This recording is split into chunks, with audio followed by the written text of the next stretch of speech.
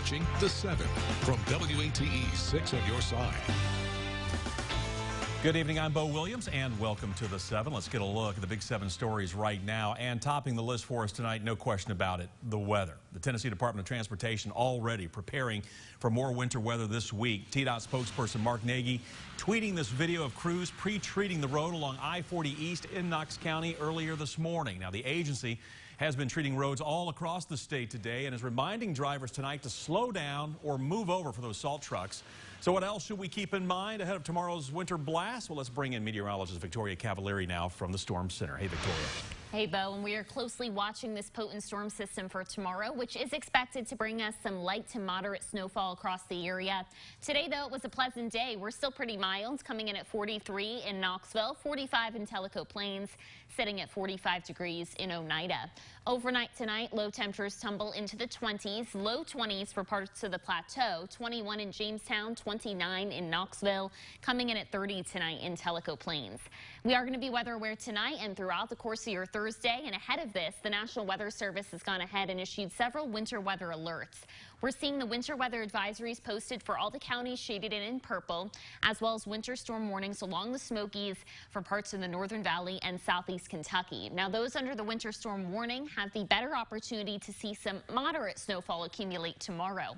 Let's go over the timing. You should probably start to see your first flakes somewhere between 9 and 11 a.m. for the plateau, 11 to 1 a.m. for the valleys when we start to notice those snow showers, and then 12 p.m. to 2 p.m. as we get closer towards the Tri-Cities. Clouds are going to continue to build into the forecast tonight.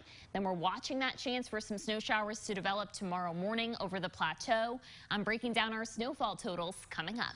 All right, Victoria, thank you. Well, as you just heard, the snow is coming, and right now on the Big 7, we are going to look at ways to stay safe if you're forced to drive in the snow. Now, of course, the best way to avoid a wreck is just to stay at home, right?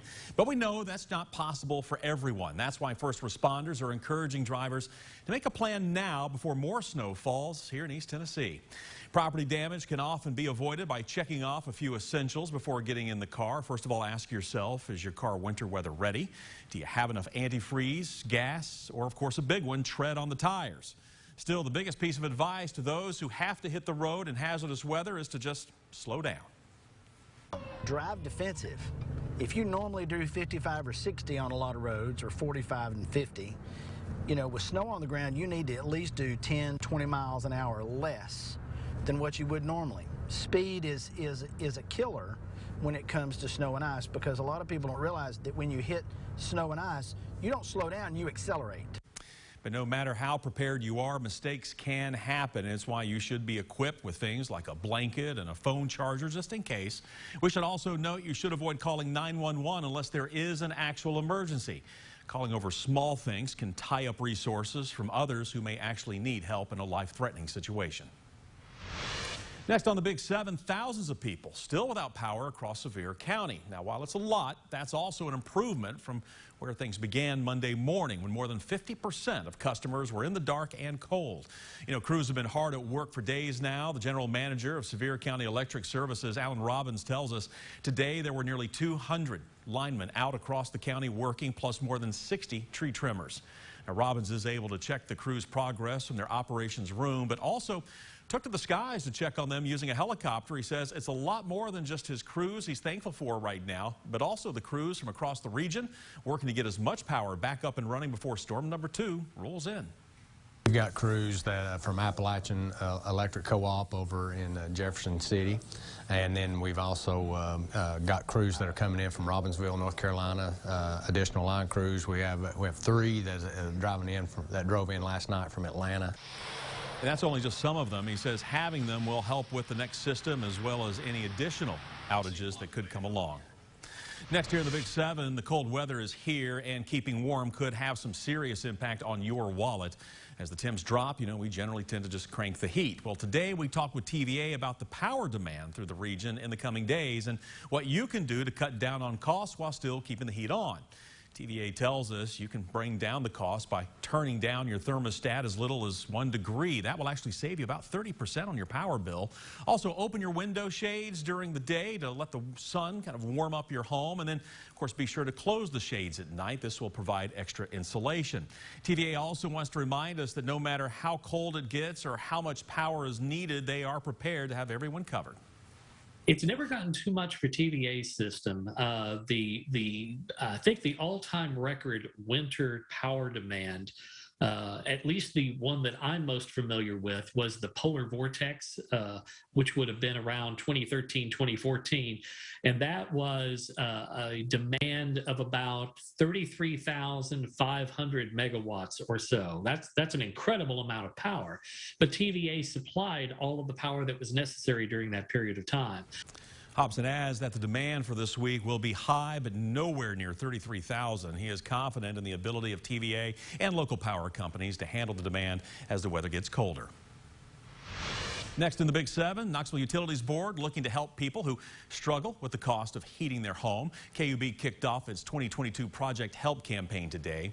Project Help uses community donations to provide emergency heating assistance. Now, there are several ways that you can help out. You can purchase a donation coupon when shopping at Food City, make a donation at any Knoxville area Home Federal, right there through the drive-thru, or visit a KUB customer service center and ask about Project Help. The campaign is accepting donations, by the way, through February 1st. Next on our list, Oak Ridge Police say catalytic converter thefts are on the rise in the area. You know, we've been talking about this for a while here. Oak Ridge Police shared this map you see behind me here. It shows where catalytic converter thefts were reported from January of 2021 to the start of 22. Now, here are some tips from Oak Ridge Police to help prevent catalytic converter thefts. To begin with, first, they advise to park in a well-lit area. If that is not an option, then look for a parking garage or a fenced-in area. They also advise installing a security camera to cover where you park regularly and, of course, report any suspicious activity. Rounding out our list, several areas in Kentucky still recovering after deadly tornadoes tore through that area, and Tennessee Athletics is now teaming up with agencies managing disaster relief efforts in order to help out. Today, volunteers from UT Athletics and UT's Jones Center for Leadership and Service gathered at the drop-off site to collect donations like diapers, sanitizing wipes, new socks, coats, paper products. Matter of fact, we caught up with both student athletes and community donors who shared their thoughts on today's event. I have family from the area in Western Kentucky, and I've just seen the devastation that they've had up there, and I think it's important for our community to be able to give back to other communities around us in the region that have been hit by this tornado. I grew up in Oklahoma, and I know what storm damage is like, so since it's not any skin off my nose to help out. And I'm a season ticket holder for softball and Lady Vols basketball, so it seemed like an appropriate place to put my time and energy and money. Now the event is wrapped up. All the donations will be delivered now to the families impacted.